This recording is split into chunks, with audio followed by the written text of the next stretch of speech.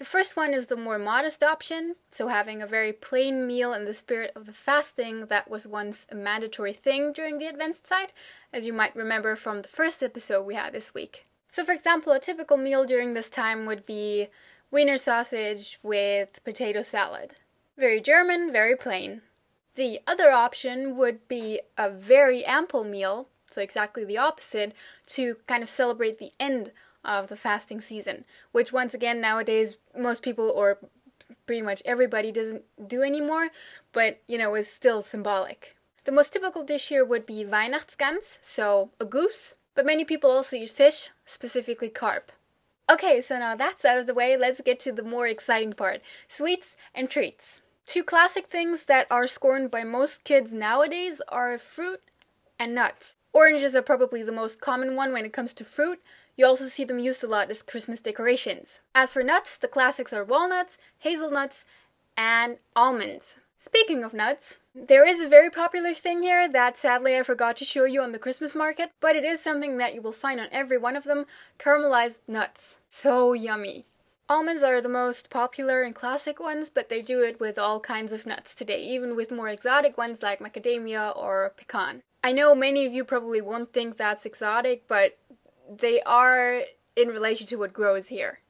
Another thing that's very popular during Christmas and also made from almonds is marzipan, of course. You will find it in many variations around Christmas.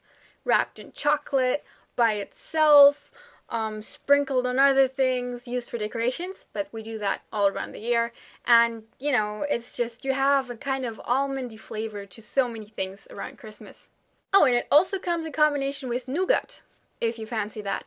And also, needless to say, we also indulge in chocolate this time of year. It comes in all shapes and sizes, not only in our Adventskalender. Lebkuchen. They come in different variations, but I think the best description would be a big, soft but still dry cookie. It's actually more of a tiny cake now that I think about it.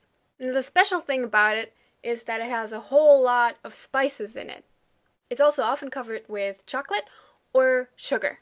What makes them sweet is normally a lot of honey. But you can't really taste that much because what you really taste is the combination of spices. These include anise, Nelken, Zimt, Fenchel, Piment, and many others. It sounds kind of weird, but it really tastes good in combination, and also it's not massive amounts. They know how to mix it well. And as I said, it is sweet, so, even if you can't taste the honey for being honey, it's still a sweet thing all in all. Lebkuchen come in different shapes. You can get classic big ones shaped like hearts or little men. These are traditionally called Pfefferkuchenmann, so pepper cake man.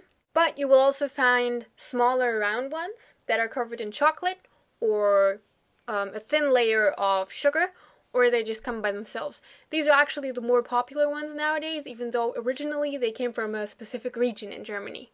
And then we also have big bags of just stars, hearts, and little pretzels, like this big or this big, and they're all Lebkuchen and they're covered in chocolate normally. Then we have Spekulatius. This is a tradition from North Rhine-Westphalia, which also exists in the Netherlands and Belgium. Spekulatius is made from a short crust dough and contains 3 majorly important spices: cardamom, Nelke, and Zimt. And the special thing about these is that they are pressed into little shapes, so they actually look like edible little pictures or figures. They're very thin, and they have this very specific flavor to them, and they taste great with tea. Next one, Zimtsterne, cinnamon stars. You could probably, count these with the Lebkuchen as well. They aren't, but, they're made from a similar dough, which is a bit more sticky or a bit more, they're harder to tear apart.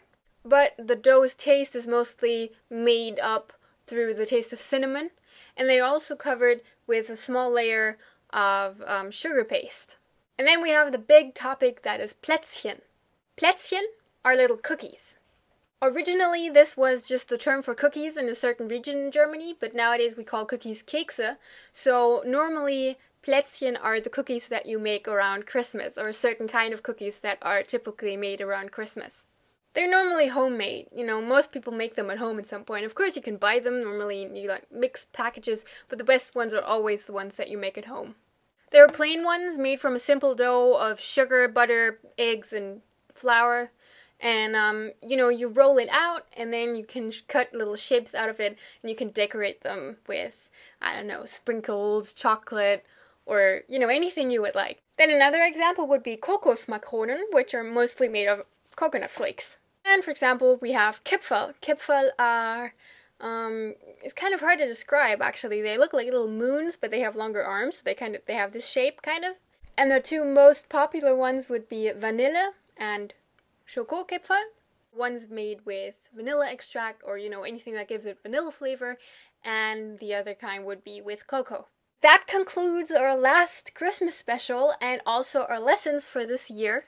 You will get another regular verb tomorrow, as I promised, and that will be the last thing of German that you will have to learn this year. So I hope you enjoy the rest of it with your family or your friends or both. Frohe Weihnachten und einen guten Rutsch ins neue Jahr. Bis 2014!